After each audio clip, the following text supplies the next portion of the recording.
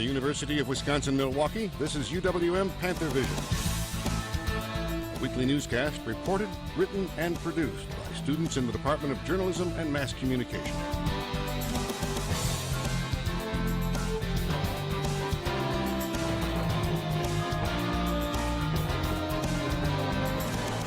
And now, the news. Good evening. UWM will look into whether the campus is prepared for an active shooter situation. That comes after a year-long Panthervision investigation. Callie LeCount joins us live from outside of Chapman Hall with details. Callie? Thanks, Jenna. In a statement issued to Panthervision, administrators say they will commission a working group to review active shooter preparedness. The group will be chaired by UWM Police Chief Michael Marzion. Robin Van Harpen, she's the Vice Chancellor of Finance and Administrative Affairs, is going to commission a working group comprised of faculty, staff, students, all together to determine how our university prepares for an active shooter, what steps we've taken, what steps we need to take, speaking about lockdown, campus-wide communications, and we're going to try to compare all of our standing practices against best practices and look for areas in which we could improve. Our investigation revealed some questions about active shooter preparations. In the statement, the university says it is committed to campus safety and has already begun implementing some changes. One change is the conversion to an opt-out safe alert system. As we told you in our investigation, universities that have an opt-in text alert system have low participation rates, but schools that have an opt-out system have participation near 100%. Another question is whether students know what to do in an active shooter situation. Now, if you've ever been trained for an active shooter situation at UWM, keep your hand in the air. Time after time, university after university, students have told us that they have not been trained on what to do. Shots fired. Do you know what that sounds like? Unless you see the shooter, you may not recognize the sounds for what they are. Most schools, including UWM, have a professionally produced training video available on their websites. But it's not required viewing for students or for employees. Marzion says the working group will consider whether viewing of that video should be required at freshman orientation. Well, I think that's a real good topic for this working group because it will have faculty, it will have staff, it will have students on this working group. And we can talk to the students and say, what do you see the benefit of this? The faculty and the staff can all weigh in. And we could make a recommendation. It doesn't necessarily mean that it's going to happen. It doesn't mean it won't happen. Now, the chief says that one of the issues with showing the video at freshman orientation is time. He says police do talk to students and parents at orientation, but they have a lot of information to cover in a very short amount of time. Callie, speaking of timelines, did the chief give an estimate of how long this will take? You know, he anticipates that the group will convene in early January, and then he wants to move quickly. He says he doesn't expect the group to take longer than a month or two before reporting back with their recommendations. Thanks, Callie. The full statement from the university promises review of other issues as well. Panthervision's Lakeisha Brown has a follow-up story.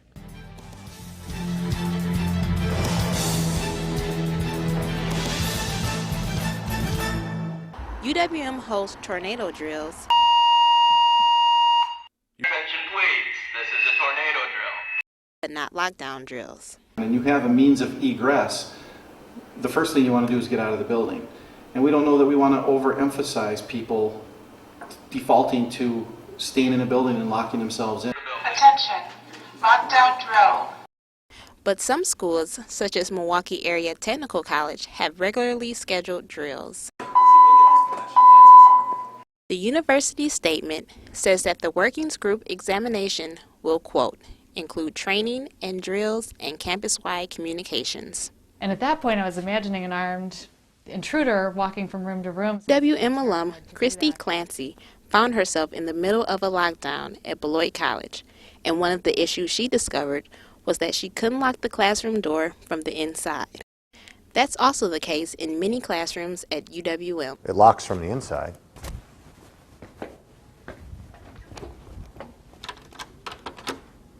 Well, not this one. Some doors can be locked without going into the hallway, but most can't. And most instructors do not have keys to the classrooms they use. The university is promising to look at those issues as well, saying that the working group will examine locks and lockdown procedures. In Milwaukee, I'm Lakeisha Brown for Panthervision. There's one UWM alum who knows what it's like to live through an active shooter situation. Aaron Nordlow joins us with that part of the story. Aaron? We introduced you to John Monroe earlier this semester. He was in his office at the Navy Yard in Washington, D.C. when a shooter went on a rampage. All you could hear was gunshots and people screaming. Monroe says training for an active shooter situation is crucial. It's necessary these days, and if people don't do it, to me it's almost a form of malpractice. I asked him what his thoughts were on UWM forming a committee to increase campus safety. Given the situation I went through, I think that it's impossible to fully anticipate what could happen during an active shooter event, but it's very important that you at least try to set up some type of realistic exercise or training or presentation to understand what to do. According to John, text alerts are not enough, and training new students at orientation is key. For me, I would recommend at least having presentations for incoming students every year, but then I would look at every 2 to 3 years having a full-on 90-minute exercise or hour exercise with other people from all outside the campus. So the community, first responders, the fire department, and exercising that communication aspect. John emphasizes the importance of having a communication plan in place, both on and off campus. Back to you, Jenna. Thanks, Aaron. Although this is our last newscast of the semester, we will continue to follow this story over break. And next semester, Kyla LeCount and I will take you 2 hours down the road to Northern Illinois University. On Valentine's Day 5 years ago, a graduate student walked into Cole Hall carrying 3 handguns, a shotgun, 8 loaded magazines, and a knife. When it was all over, 6 people were dead and another 19 were injured. We'll look at the steps NIU has taken to improve their active shooter procedures. The UW system is getting closer to hiring a new president. The 18-person committee interviewed semifinalists over the weekend. The names of the candidates won't be announced until after the committee narrows its field down to finalists, likely before Christmas. The final recommendation will be made in January. The new president will make up to almost $600,000. After 26 years, UW Stout will say goodbye to this chancellor who led the campus into the 21st century. Charles Swanson has announced he will retire on August 15th, the same day he started in 1988. During his tenure, UW Stout transitioned to a polytechnic university, offering career-oriented degrees with a focus on technology. Under Swanson, the university implemented a laptop requirement for incoming freshmen and began offering technical degrees, including one in game design. The Board of Regents will launch a national search for Swanson's replacement and plans to name a new chancellor by August. Winter break is just around the corner, but before students can toss their notebooks, they will have to get through finals week. And as I found out, students are more stressed than others. It's that time again here at UWM, and students all over are picking up their coffee and hitting the books. While a majority of students are pros at finals week, others are finding their way. It's actually my first semester still.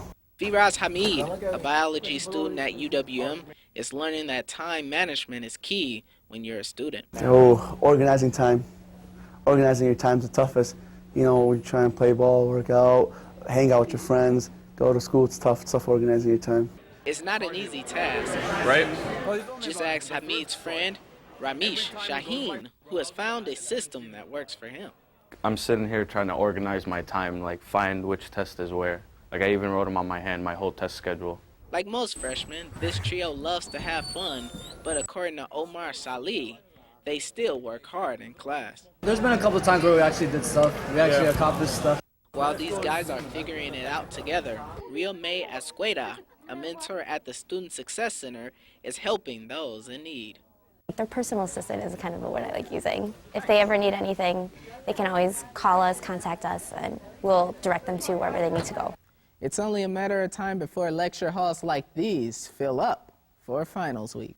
In Milwaukee, I'm Tony Atkins for Panthervision. While freshmen are learning to manage their time, many seniors are counting down the hours until graduation. With their walk less than a week away, graduates flocked to the bookstore last week to pick up their caps, gowns, and tassels. Future alums could also pose for pictures in full regala with a mock degree folder. Grads will get their own folders at the commencement ceremony at the U.S. Cellular Arena on December 15th, and their degrees will arrive by mail a few weeks later. For most students, walking across the graduation stage marks the beginning of a new chapter. But most diplomas come with a significant amount of baggage. According to the Institute for College Access and Success, Wisconsin ranks 8th nationally for students graduating with debt. The average debt for students in Wisconsin was just more than $28,000. Delaware and New Hampshire were the highest ranked debt states with averages of more than $32,000. Once you graduate, it's not enough to have a degree in your pocket. You also have to have some cash to pay off that student debt. Coming up after the break, we'll give you some expert tips on how to nail that first job interview. After graduation, it's time to start a new career. But before that, though, you have to go through the interview process. Panthervision's Michael Friday gives us some expert tips on how to nail that first interview. This is Nick Shulman, a 22-year-old UWM business student before his interview. I've done interviews in the past for different companies, so I've had some experience doing interviews. Yeah, so I would say I'm feeling pretty confident. And this is him after. I've learned that I have a lot to learn, quite honestly. As his pre-interview confidence wilts into naivete, Shulman doesn't have to worry. That's because his interviewer is an interview coach who's made a career helping people start a career, and she really enjoys it. Wendy Turwell puts her communications degree she earned from UWM to use during mock interviews like the one she's doing with Shulman here, and she doesn't pull any punches. My favorite part, of course, is the grilling. Shulman now sees interviewing as a skill he can practice, like his jump shot in basketball. You make a couple threes one day, you're off the next, but I think with interview questions, you practice those, you'll be confident, go walking into an interview that you'll be able to answer and nail all the questions rather easily. Turwelp stresses two surefire ways to fail an interview, and neither has anything to do with how you answer a question. You always want to think about dressing one notch above for the position. Her second warning is Shulman's biggest takeaway. You might have had a good weekend out at the bars, but try and keep it off social media. Shulman understands the importance of good interviewing skills because, as Turwelp's company preaches, a great job opportunity could be knocking. We'll see where the future takes me. In Milwaukee, I'm Michael Friday for Panthervision. Turwell graduated from UWM in 1987 and has been a career coach since 1989. She still does some in-person interviews, but now usually uses the video conferencing program Skype to help her clients.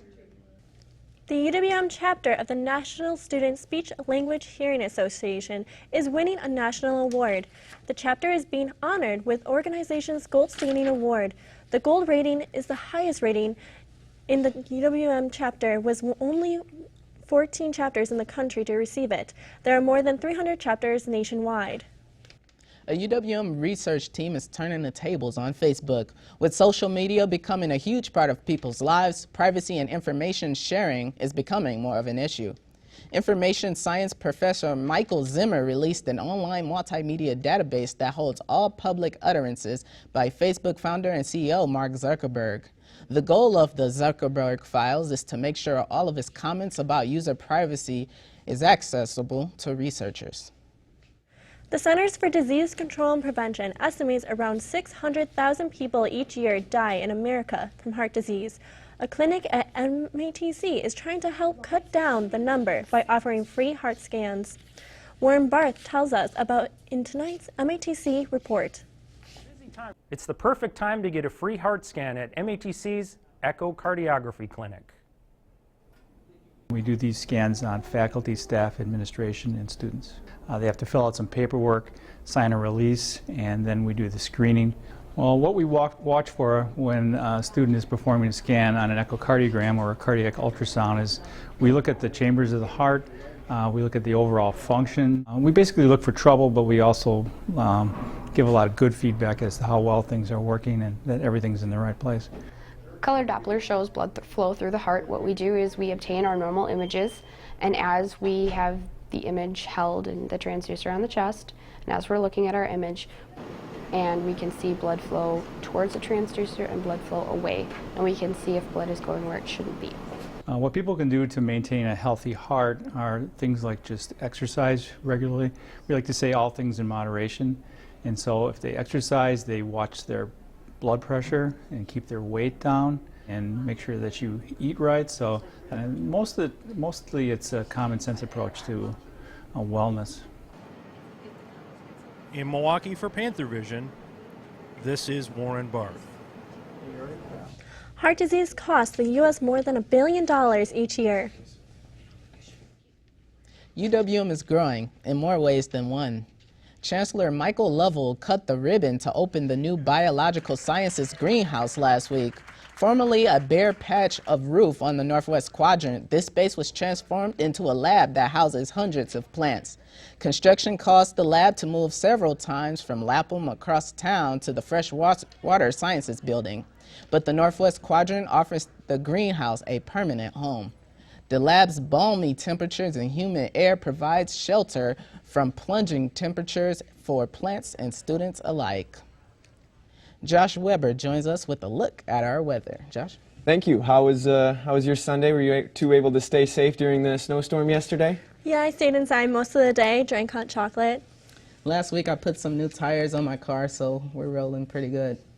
That's good to hear. You are a little bit luckier than some of the people yesterday, as the big snowstorm brought some serious accidents out on the roadways. I-43 southbound saw a car pileup of almost 60 cars yesterday. As we look at UWM's campus here, and going into the headlines for this week, we're walking in a winter wonderland. It's going to be a blustery week, and also on Wednesday we're going to see a real cool chill down, just like we saw over this past weekend. But first we'll look at the current conditions outside. Look at partly cloudy, temperature of 19 degrees, dew points at 9.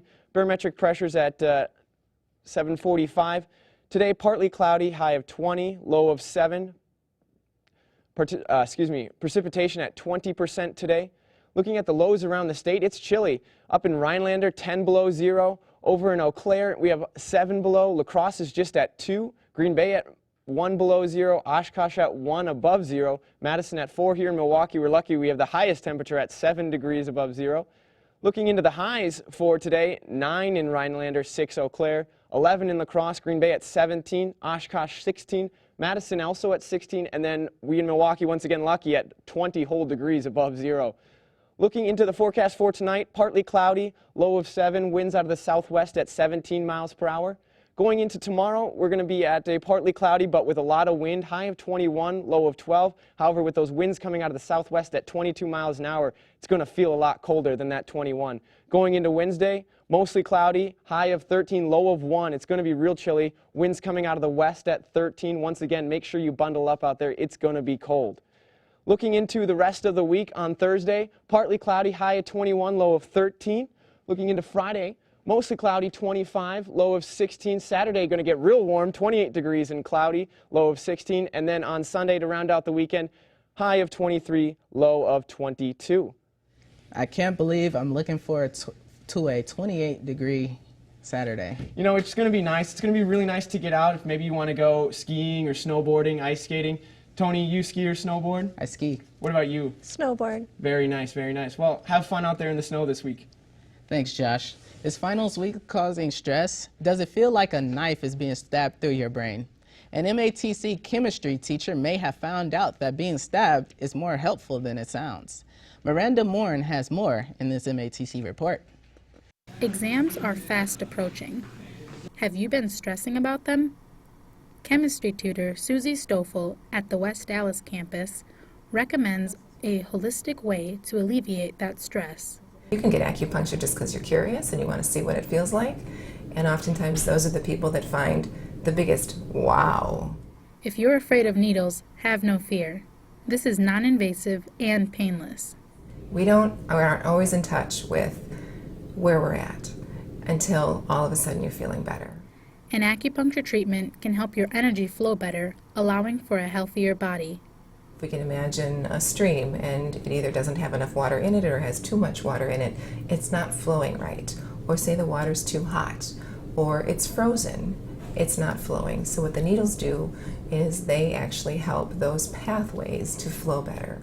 I could see how people would be hesitant to acupuncture, but it is a great stress reliever from what I've heard, so I'm definitely willing to try it. I think it sounds really interesting.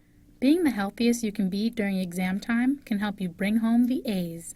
Even a small mini treatment where you just get a few needles in the ear and you're there for about 15 minutes, you and a group of friends, it can really help your body remember. It's almost like hitting a reset button. Grab some friends and try out acupuncture. Who knows, one treatment and you could be acing exams left and right. This has been Miranda Morin with MATC Report. Acupuncture originated in China, but it has become more popular in the Western world since the start of the 21st century. Coming up after the break. Another NCAA tournament round game will tell you how the UWM women's volleyball team did. Horizon League Player of the Year. UWM has 3 of them, and one of them is up for another award. We'll tell you who and bring you more in sports when we return. The women's volleyball season has come to a close. And the men's basketball team is finding some early success. Joe Horning joins us now with sports. Joe? The season has come to an end for the UWM Panthers volleyball team. The Panthers fell to the Wisconsin Badgers 3-0 in the first round of the NCAA tournament. The Badgers' Demi Morales had 11 kills and the team made just 4 hitting errors en route to the victory. Mayana Reese led the Panthers with 8 kills and 13 digs. The Panthers finished the season 18-11 overall and graduate just 1 senior going into next season. The Badgers move into play California in the second round of the tournament. Along with the volleyball team, both Panther soccer programs made the NCAA tournament. It is the first time a Horizon League school has won all 3 championships in the same year since 2002. And the team that did that back then was UWM. Panthervision's Mike Picaro takes a look at the man who whips the Panthers into shape for competition. First impression of Ron Thompson, it's a man with a mustache that walked across the Sahara Desert with nothing but 100-pound dumbbells in his hands. Not exactly, but Ron Thompson's commitment to teaching athletes has taken him to various parts of the country. I've just been different places and, moved around and just worked my way through the profession. Thompson's been to places such as SMU, Purdue University, and Boise State, to name a few. Now he finds himself here in Milwaukee, where in just his second year as the head strength and conditioning coach, he is making an impact on the Panther programs. Before he got here, I would say the workouts weren't as serious. Thompson is known to give off an intimidating first impression. Just ask the athletes. Knew he meant business right away. First impression of Ron was a man who does not accept mediocrity. What are you doing, Dan? Why aren't you doing anything? It's common for Thompson to get on his athletes, especially when they don't do what is asked. He got real mad at me because I stopped doing my high knees an inch before the line. And it's all tough love, Thompson says, and everything he does is to get the athletes motivated to get better. There's going to be times I'm going to ride you and I'm going to jump on you, and but then I'm going to turn around and pat you on the back and say what a great job. Don't let the old school mentality fool you, though. The 58-year-old is here to have fun too. Even though he's really serious in the weight room and stuff, he knows how to keep a loose atmosphere. Sometimes I'll catch him singing songs off in the corner by himself where he thinks nobody's watching. So. Are you in between inning entertainment? Is that what you are? In Milwaukee, I'm Mike Picaro for Panthervision. The men's basketball team is off to their best start in a decade. The latest win was a 73-67 defeat of the Bradley Braves at the Klatsche Center on Saturday afternoon. Kyle Kellum and Austin Arians led the Panthers with 17 points each. Tyshawn Pickett and Walt Lemon Jr. scored 20 points apiece to lead Bradley in the loss. The win is the Panthers' 5th straight and improves the team to 9-2 on the season. The Panthers played the Klatsche due to a scheduling conflict at the U.S. Cellular Arena. The women's basketball team is now in the Klatsche Center record books. The team hosted their 3rd highest attendance in Klatsche history on Wednesday. School day with the Panthers drew a sellout crowd of 3,500 school kids. The Panthers lost to the University of North Dakota 78-66. Angela Rodriguez led the Panthers with a game-high 21 points. The Panthers lost yesterday against Bowling Green Falcons 87-64. Former UWM women's soccer standout Sarah Hagan earned her first official call-up with a U.S. women's national team. 31 players have been called up for the camp. That is going until December 15th at the U.S. Soccer National Training Center in Carson, California. Hagan competed with the U-23 women's national team in the past. She was the team's top scorer in 2011 with 7 goals and 1 assist in just 6 games. During her career at UWM, Hagen was a 3-time Horizon League Player of the Year. The men's soccer awards keep coming in after the season's end. Horizon League Player of the Year Lori Bell is a semifinalist for the Mac Herman Trophy. Bell is just one of 15 finalists for the award that honors the National Player of the Year in college soccer. The junior had the best season of his career, finishing among the nation's best with 13 goals and 30 points. In early December, the top 3 vote-getters for both the men's and women's trophies will be announced as finalists for the awards. That's it for sports. Jenna and Tony. Thanks, Joe. The piano might be a solo instrument, but not for some musicians. As Panthervision's Will Bott found out, these guys found that the black and white keys have brought them together to make quite the symphony. For most passersby, the sound of the Union piano is just a minor chord in a major campus. But a few students have composed friendships at this instrument. Meet 25-year-old Jake Svetlik. So I was like, well, I'm new to the school. I got to meet people. I should probably meet him and figure out what's going on with this. Jake met junior Teddy Bryan a year ago at this piano. Bryan has made meaningful friends here. When it's all based on this connection that you made from the very beginning with music, you know, that's something that just doesn't break very easily. Avery Bond has had 1 piano lesson in his life. He has sharpened his skills while playing with Bryan. He taught me not to go straight to the melody, but kind of work around it and then come back to the melody after you like spice it up a bit, you know? The friendship that these piano men have has crescendoed to outside of the Union. I usually hang out at his house playing his keyboard. He has a new keyboard, and it's really awesome. Teddy's home is a place to jam and to create sounds with various piano-like instruments, including keyboards and synthesizers. This is kind of the thing you do when you're here. It's inviting to piano players, including Will Matthews, another key member of the group. We share a lot of ideas, so it's a lot of fun. As these friends continue to follow their passion of piano, they hope to bring their rhythm of friendship to the rest of the school. Everyone at this school really in the end just wants to be able to make good friends with people.